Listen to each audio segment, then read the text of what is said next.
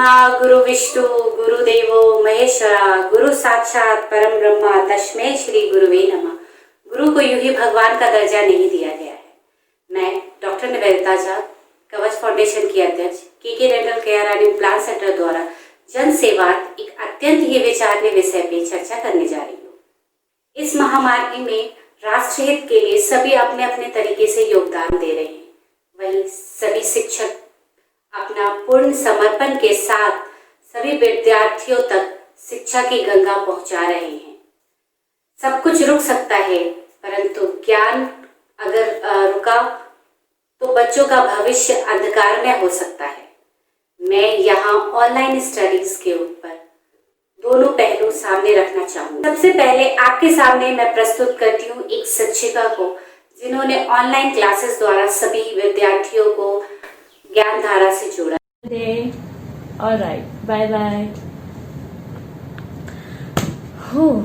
So, as I am busy these days taking these online classes with this, and since we belong to that category where we go to the classrooms every day and teach, and now it's not only about taking these online classes on laptops or using phones, but it's more like being on this gadget all day long, because it's not only about the 5-hour classes that we take, but at the same time it is also a lot more, because right after the classes ends, my job never ends, because as a teacher, while I have to teach them, I have to first prepare my PowerPoint presentations, and that takes quite a lot of time.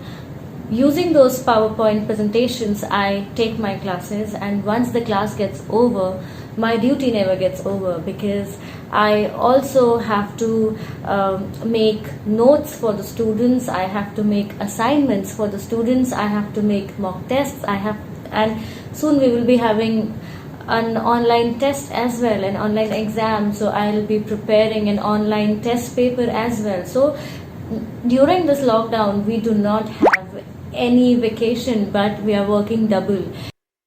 ये थी एक शिक्षिका की वाणी और विचार। आइए आपको ले चलते हैं डॉक्टर मुकुल शर्मा जी के पास, जो देहरादून के प्रसिद्ध मनोवैज्ञानिक हैं और छात्रों के साथ बढ़ चढ़कर शिक्षा एवं सही मानसिकता हेतु सदैव कार्यरत रहे एवं उत्तराखंड के कोविड-19 विरुद्ध संघर्ष में उन्होंने अपना बढ़ चढ़कर योगदान दिया है।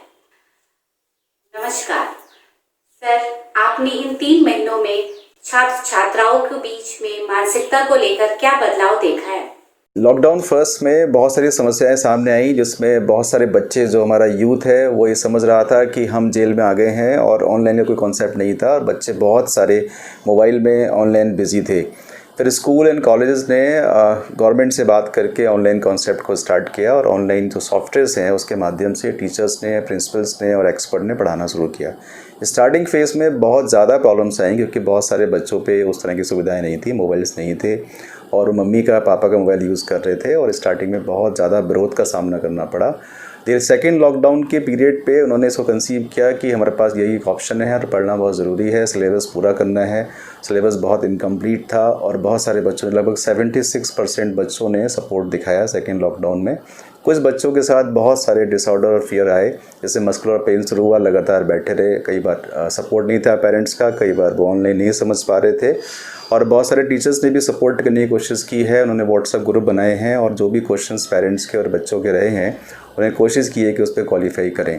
थर्ड लॉकडाउन में फिर से एक बोरियत सामने आई बच्चों के सामने, जो कि छोटे बच्चे थे वो बहुत ऊब गए थे गेम्स खेलने में या बाकी जो ऑनलाइन चीज़ें होती हैं, जिसमें बच्चे बहुत कंफर्ट फील करते हैं, लेकिन स्टडीज़ करने में वो फील नहीं कर रहे थे। बहुत सारी कॉल्स हमारे पास भी आई, और उन्होंने लगा कि हमें नहीं पढ़ना है, और यहाँ के कुछ अधिकारी हैं, उनके बच्चे ऑनलाइन बिल्कुल नहीं पढ़ना चाहते, ताकि 10th और 11th के बच्चे हैं, तो कुछ लगभग 12 से 13% बच्चों ने पढ़ने को मना कर दिया कि ऑनलाइन हम नहीं पढ़ेंगे, हमें ऑफलाइन ही पढ़ना है। तो इस तरह कुछ समस्याएं हमारे साथ ये लॉकडाउन 1 में, 2 में, 3 आई। सर, मैं ये जानना चाहती हूँ कि सभी आयु वर्ग के students, primary, secondary, senior secondary, अब ये ऑनलाइन स्टडीज़ को कैसे गंभीरता से ले? सेकेंडरी बच्चे पहले से ही, जो कि 9, 10, 11, 12 का एक पूरा एक स्लैब पैराडाइम है, जिसमें पहले से ही बहुत एक्सपर्ट हैं बच्चे, और वो एक्स्ट्रा सीख रहे हैं और नंबर की उन्होंने प्लानिंग की है और बच्चे उनमें कोई दिक्कत नहीं आई है, पर बड़ा प्रॉब्लम नहीं आया। ऑलरेडी उनके पास फ़ोन थे। हमारे इंडिया में लगभग 83% बच्चों पेरेंट्स ने अपने बच्चों को जो कि 9, 10, 11, 12th में हैं उनको फ़ोन दे दिए हैं और वो पढ़ रहे हैं। अच्छे से पढ़ें और इस बात को हमारे भारत सरकार को सपोर्ट करें और ऑनलाइन सपोर्ट करें और पढ़ाई करें। जहाँ तक हमारा 6, 7, 8th का स्लैब है जो कि नॉर्मल क्लासेस में आता है, उनको कुछ समस्याएं आई हैं कि वो मैथ्स को ठीक से नहीं पढ़ पा रहे हैं, साइंस को और फिजिक्स केमिस्ट्री को पढ़ने में बहुत समस्याएं आई हैं। तो उसमें अपने मामा चाचा से बात कर सकते हैं या पड़ोसी से बात कर सकते हैं या बड़ा भाई या बहन से बात कर सकते हैं, उनसे सीखें। और YouTube एक बहुत बड़ी साइंस की उपलब्धि है, उस पे जाकर के सभी प्रश्नों के जवाब मिलते हैं, उनसे सीख सकते हैं। छोटे बच्चों को वैसे भी शासन प्रशासन ने कुछ नहीं बोला है, वो थोड़ा मस्ती करें, उसको सीखें, जितना समझ में आ रहा है समझें, नहीं समझ में आ रहा है कोई बात नहीं है। उनको 8 तक हम प्रमोट करते हैं छोटे बच्चों को, लेकिन कोशिश करें कि जो भी टाइम टीचर्स ने दिया है ऑनलाइन क्लासेस का उसमें बैठें और कोशिश करें सीखने की। सर, आपने ये अच्छी जानकारी दी है, वही कुछ पेरेंट्स द्वारा कुछ समस्याएं बताई जा रही है, इसके बारे में आपका क्या कहना है? देखिए, पेरेंट्स के बहुत सारे खर्चे कम हो गए हैं और बहुत सारे बढ़ गए हैं। बहुत सारा खर्चा जो बच्चे पिज़्ज़ा या बाहर जो चाइनीज़ फूड था वो बहुत ज़िद किया करते थे और हमें भी बच्चों की बात माननी पड़ती थी। तो मुझे ऐसा लगता है कि लगभग एवरेज 2 से 3 हज़ार रुपये का खर्चा हर महीने कम हुआ है।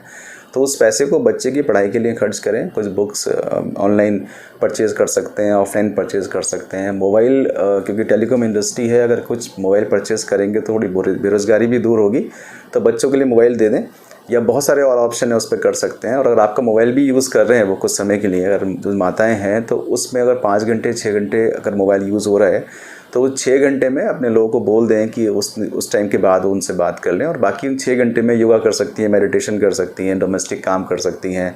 बाकी बहुत सारे काम घर में ऐसे होते हैं, बहुत सारे संस्कार सभ्यता को सीख सकती हैं और बहुत सारा काम कर सकती हैं। और उसके 6-7 घंटे के बाद बच्चे से आधा घंटा 1 घंटा बात कर लें, किस तरह क्लासेस रही हैं, क्या होमवर्क रहा है, तुमने क्या सीखा है, और उसके बाद अब उस मोबाइल को वो भी यूज़ कर सकते हैं। तो ये एक बहुत बड़ा सपोर्ट माता शक्ति की तरफ से बनता है कि बच्चे ही हमारी धरोहर हैं, हमारा जो एसेट है हमारे बच्चे ही हैं। तो उनको थोड़ा सपोर्ट बनता है कि उनके मोबाइल को उनको दे दिया जाए या अपने मोबाइल से उनको सपोर्ट किया जाए। सर, आपने बहुत से कार्यों के बीच में हमारे लिए थोड़ा सा वक्त निकाला, बहुत बहुत धन्यवाद आपका। सर, आपसे अंत में मैं एक गुजारिश करना चाहूँगी। दून इंडियन डिफेंस एकेडमी के ऑनलाइन प्रोग्राम से जुड़े स्टूडेंट्स के लिए कुछ मार्गदर्शन दें। इस कोविड-19 में हमारे बहुत सारे देश के वॉरियर्स काम कर रहे हैं। इसमें बहुत सारे डॉक्टर्स हैं, पैरामेडिकल स्टाफ है, हमारी पुलिस है और सामाजिक संगठन है। बहुत लगातार काम कर रहे हैं। उनको पहले से ही आभास था कि बहुत सारी समस्याएं सामने आएंगी और आज जो समस्याएं बड़े रूप में नहीं आई है उसके पीछे सारे वॉरियर्स हैं। इन सबको एक सैल्यूट बनता है, सम्मान बनता है और लगातार ये काम कर रहे हैं और भगवान इनको बहुत अच्छे से रखे और हमारे देश को बचाने में एक बहुत बड़ा योगदान है। इन सब के लिए एक सैल्यूट बनता है। आपने अभी सुना एक शिक्षक और एक मनोवैज्ञानिक क्या कह रहे हैं ऑनलाइन स्टडी के बदलते स्वरूप को लेकर। अगले वीडियो में हम आपसे मिलेंगे ऑनलाइन एजुकेशन की फिजिकल प्रॉब्लम्स पे बात करेंगे। तब तक के लिए सुरक्षित रहें, स्वस्थ रहें, सबसे जरूरी पढ़ते रहें। थैंक यू, फिर मिलते हैं।